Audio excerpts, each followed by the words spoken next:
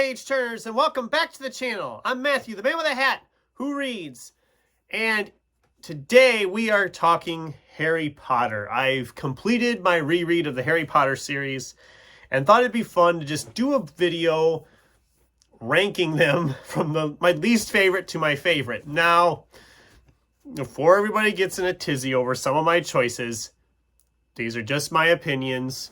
I'm not forcing my opinions on anybody. I'm going to explain briefly why I ranked them, where I ranked them as we go along, and yeah. And I'd love to hear in the comments down below, what's your favorite of the Harry Potter books? And you can do that either now or after the video, whatever. Anyway, let's just dive on in and start with the bottom. Number 8. This shouldn't be a surprise to anybody, but it is, of course, Harry Potter and the Cursed Child. When I read this the first time when it came out, I was, I think, partially blinded by just excitement of a new Harry Potter. Because on this reread, I hated it. I really did not enjoy this at all. And I know I'm not in the minority there. I know a lot of people hate this. I'm even to the point I won't probably keep it now. I will literally separate it from my set because it feels like really bad fan fiction is what it feels like. I mean, there's some things I like, but a lot of it just doesn't work, and I'm mad about the character choices. I'm mad about the choices of what happens with some of the characters. I don't like it. I didn't like it.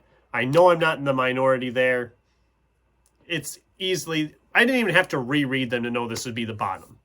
But it remains there at the bottom. Number 7. Harry Potter and the Chamber of Secrets. Book 2 of the series is my least favorite of the series proper. And I know there's people that like this book. And I should preface, I'm a huge fan of the Harry Potter books. So none of these I think are bad books per se.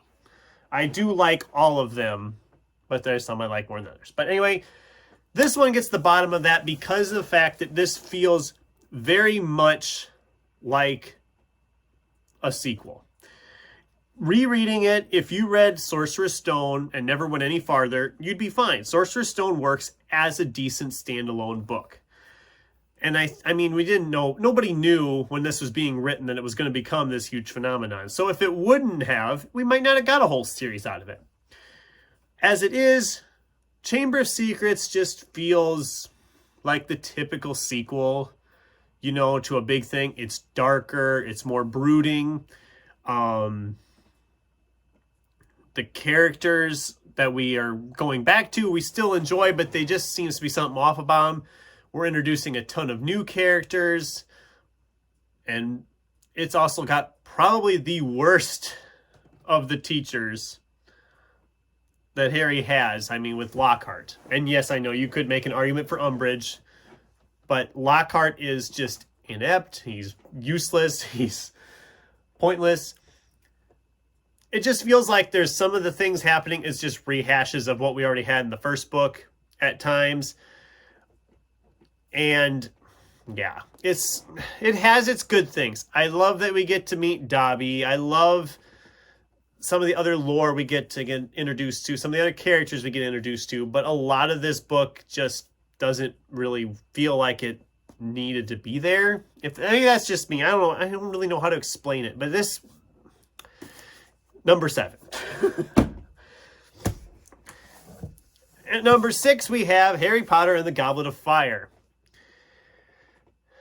This one has a little bit of the same problems I had with Chamber of Secrets, as in we are introducing a ton of new characters and trying to make them important. And for the most part, it doesn't quite work at times. Some of it works, but some of it doesn't. I like a lot of the world building. We do a lot of world building in this book. We get a lot of development of the existing characters. The action really picks up, as you know, if you've read it.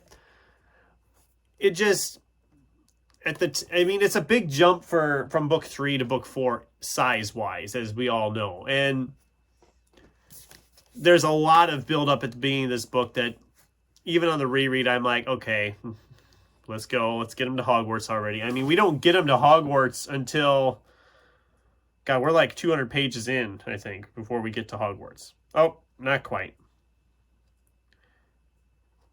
Make that like 180 pages in before we get to Hogwarts. There's a lot going on before we get there, and a lot of it just, yeah, it cuts off. It's all focusing on the tournament, and that's about all it focuses on, which is the same problem I had with the movie adaptation, but it's not bad. It's just not my favorite. The top 5. Harry Potter and the Half-Blood Prince. Originally, I think I liked Goblet of Fire more than this one, and this time this one moved up a little bit for me. You're right in the midst of the war. There's a lot going on. This is probably the book I forgot the most of, surprisingly. There was a lot of stuff that happened here I'd forgotten about. There again, a crappy movie adaptation. But I enjoyed it more this time around than I did the previous time. And what more can I say? I mean, it's the 6th book. It's the book right before the end. So there's a lot of build up from this. The cliffhanging ending kind of builds up towards what comes next.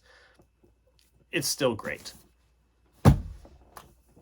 Okay, these next 4 are all essentially tied, because the next 4 all got 5 stars from me on the rereads. So, whereas Half-Blood Prince and Goblet of Fire were 4, Chamber of Secrets was 3, and then the one we don't talk about is 2. But anyway, Harry Potter and the Deathly Hallows gets the number 4 spot on the list.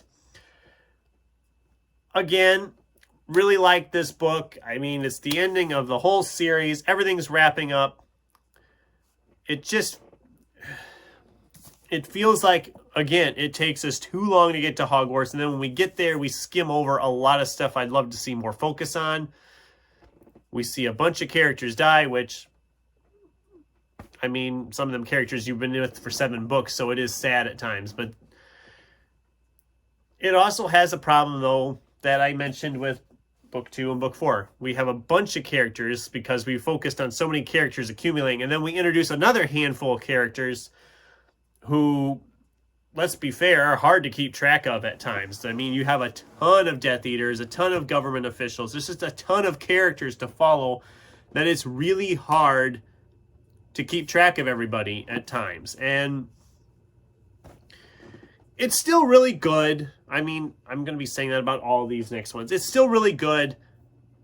It's just, there's too many characters. I mean, you could have easily combined some of those characters. You didn't need all the characters we got. But, again, that's probably just me.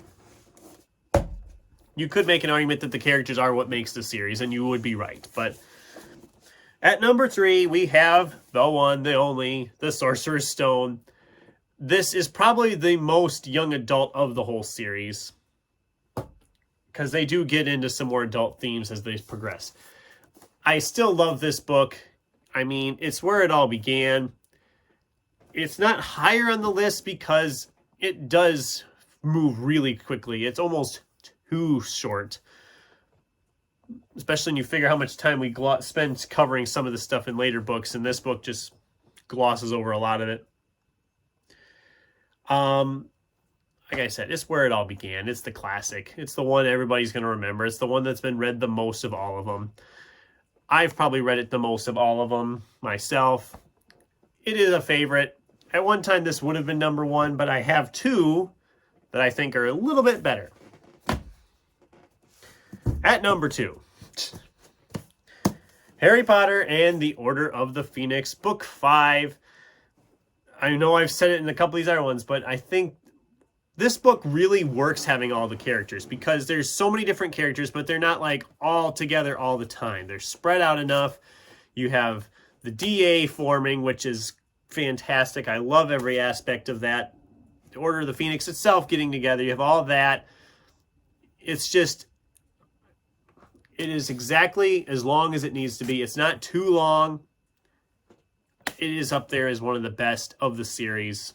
And I know it's some people's favorite of all of them. I know that. And it was mine for a while, but I actually, on the reread, had to put a different book in that top spot. And that would be, if you've been keeping track, Harry Potter and the Prisoner of Azkaban.